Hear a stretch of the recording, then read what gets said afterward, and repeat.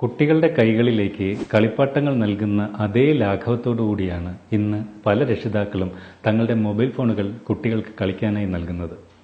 വാശി പിടിച്ച് കരയുന്ന കുട്ടികളുടെ കൈകളിലേക്ക് മൊബൈൽ ഫോണുകൾ കിട്ടുമ്പോൾ അവർ അതിൽ വ്യാപൃതരാവുകയും കരച്ചിൽ നിർത്തുകയും ചെയ്യുന്നു. ഡിജിറ്റൽ രംഗത്ത് തങ്ങളെക്കാൾ വൈദഗ്ധ്യമുള്ളവരായി തങ്ങളുടെ കുട്ടികൾ വളരട്ടെ എന്ന ആഗ്രഹം കൊണ്ടും പല രക്ഷിതാക്കളും ഇങ്ങനെ ചെയ്യാറുണ്ട്. നിങ്ങൾ നിങ്ങളുടെ കുട്ടികൾക്ക് മൊബൈൽ ഫോണുകൾ കളിക്കാൻ നൽകാറുണ്ടോ? നിങ്ങൾ അത്തരത്തിൽ ചെയ്യുന്നുവെങ്കിൽ നിങ്ങളുടെ കുട്ടികളോട് നിങ്ങൾ കാണിക്കുന്ന ഏറ്റവും വലിയ ക്രൂരതയാകും അത്. കാരണം മൊബൈൽ ഫോണുകളും കുട്ടികളുടെ ആരോഗ്യവും എന്ന വിഷയത്തിൽ അടുത്തിടെ പുറത്തുവന്ന പല പഠനങ്ങളും സൂചിപ്പിക്കുന്നത് ഞെട്ടിപ്പിക്കുന്ന വിവരങ്ങളാണ്.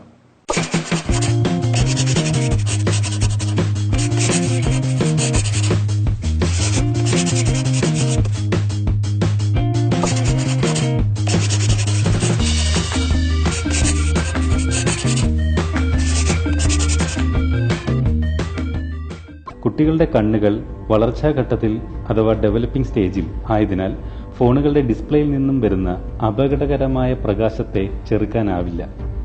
ഇത് കണ്ണിന്റെ റെറ്റിനയെ ബാധിക്കുകയും പ്രായാധിക്യത്താൽ വരുന്ന കാഴ്ചക്കുറവ് പോലെയുള്ള നേത്ര രോഗങ്ങൾ വളരെ നേരത്തെ വരാനും ഇടയാക്കും.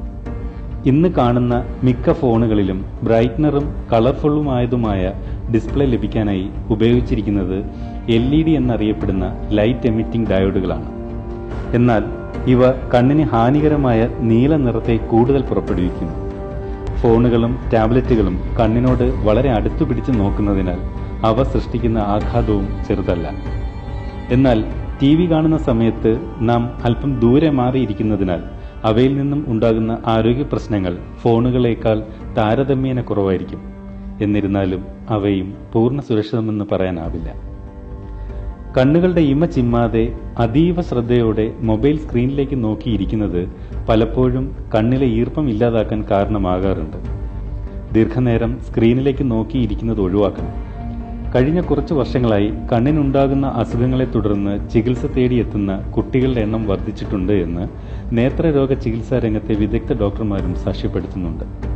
ഒരു മുറിയിൽ തന്നെ ഇരുന്ന് മൊബൈലുമായി കളിക്കുന്ന കുട്ടികൾ കൂടുതൽ സമയവും അനങ്ങാതെ ഇരിക്കുന്നതിനാൽ അമിതവണ്ണം, ഉറക്കമില്ലായ്മ തുടങ്ങിയ ഗുരുതര ആരോഗ്യ പ്രശ്നങ്ങൾക്കും കാരണമാകാറുണ്ട്.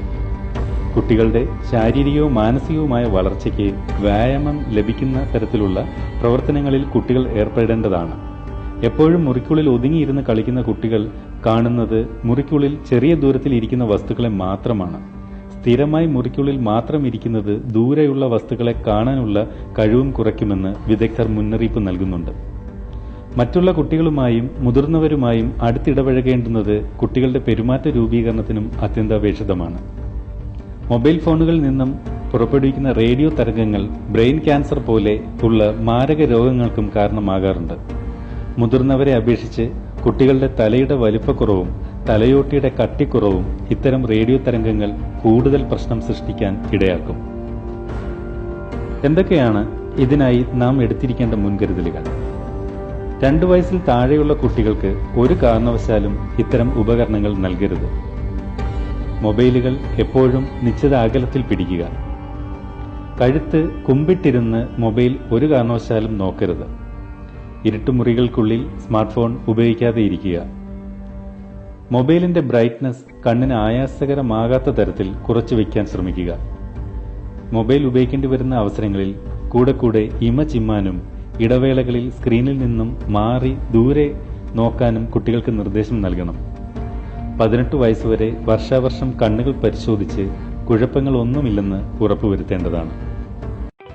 ഈ വീഡിയോ നിങ്ങൾക്ക് വേണമെങ്കിൽ നിഷ്കരണം തള്ളിക്കളയാം. എനിക്കോ നിങ്ങൾക്കോ യാതൊന്നും സംഭവിക്കില്ല. എന്നാൽ വാട്സപ്പിലൂടെയോ ഫേസ്ബുക്കിലൂടെയോ ഈ വീഡിയോ നിങ്ങളുടെ സുഹൃത്തുക്കൾക്ക് ഷെയർ ചെയ്ത് കൊടുക്കുകയും ചെയ്യാം. അങ്ങനെ ചെയ്താൽ ആരോഗ്യമുള്ള ഒരു യുവതലമുറയെ സൃഷ്ടിക്കുന്നതിൽ നിങ്ങളും പങ്കാളിയാവുകയാണ്. ഇനി തീരുമാനം നിങ്ങളുടേത് മാത്രമാണ്.